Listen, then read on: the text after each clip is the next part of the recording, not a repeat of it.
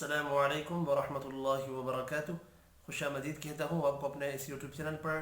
آج کی اس ویڈیو میں انشاءاللہ ہم تجوید کی دوسری کتاب خلاصۃ التجوید شروع کریں گے۔ آپ نے اس ویڈیو کو اینڈ تک واچ کرنا ہے اور زیادہ سے زیادہ لوگوں تک شیئر کرنا ہے تاکہ اور لوگ بھی ہماری ان ویڈیوز سے فائدہ اٹھا سکیں۔ کسی بھی چیز کی سمجھ نہ آئے تو آپ کمنٹ کر کے پوچھ سکتے ہیں، انشاءاللہ آپ کو اس چیز کا جواب دیا جائے گا اور آپ کو اچھے طریقے سے سمجھانے کی بھرپور کوشش کی جائے گی۔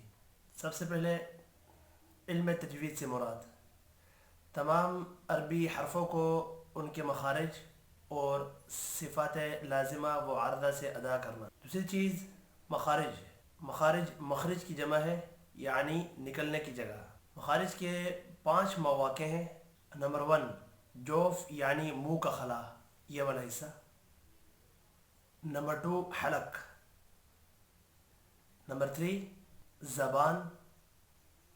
نمبر 4 ہون۔ نمبر 5 خیشوم یعنی اوپر تالو والا حصہ۔ صفات سے مراد صفات جن کیفیتوں کے ساتھ حرفوں کو بولا جائے ان کیفیتوں کو صفات کہتے ہیں۔ صفت کی جمع ہے۔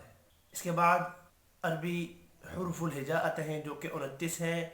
اس کے بارے میں آپ کو باقاعدہ ایک سیپریٹ ویڈیو دی گئی ہے، نورانی قاعدے کا لیسن نمبر 1، آپ اس کو دیکھ لیں۔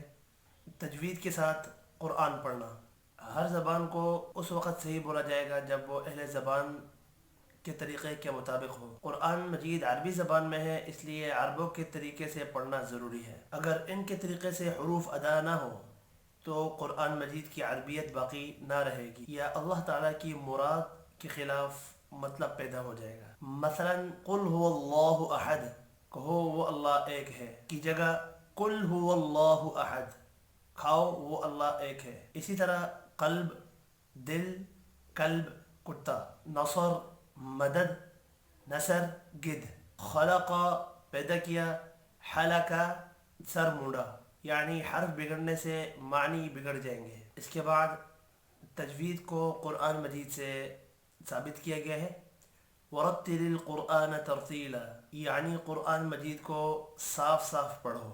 صاف پڑھنا یہی ہے کہ ہر حرف مخرج و صفات سے ادا ہو، ورنہ آواز ہرگز صاف نہ کہلائے گی بلکہ غیر عربی ہوگی۔ حدیث سے ثابت، ان اللہ یحب ان یقرأ القرآن کما انزل، اللہ تعالیٰ کو یہی پسند ہے کہ قرآن جس طرح اترا اسی طرح پڑھا جائے۔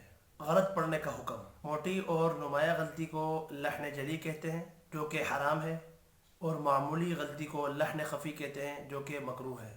لحن جلی 4 طرح کی غلطیاں کہلاتی ہیں۔ نمبر 1 ایک حرف کا دوسرے حرف سے بدل جانا، جیسا کہ الحمد کی جگہ الحمد۔ نمبر 2 کسی حرف کا بڑھ جانا، بسم اللہ کی جگہ بسم اللہ پڑھنا۔ نمبر 3 کسی حرف کو کم کر دینا، لم یولد ہے اس کی جگہ لم یولد پڑھا جائے۔ نمبر 4 حرکات و سکنات میں کوئی بھی غلطی، جیسا الحمد ہے اس کی جگہ الحمد پڑھا جائے۔ لحن خفی، صفات عارضہ کی غلطی کو لحن خفی کہتے ہیں۔ مثلا ربنا میں را کو باریک پڑھنا۔ یہ تھا ہمارا خلاصۃ التجوید کتاب کا پہلا لیکچر۔ انشاءاللہ ملتے ہیں نیکسٹ ویڈیو میں، تب تک کے لیے اجازت، اپنا خیال رکھیے گا، اللہ حافظ۔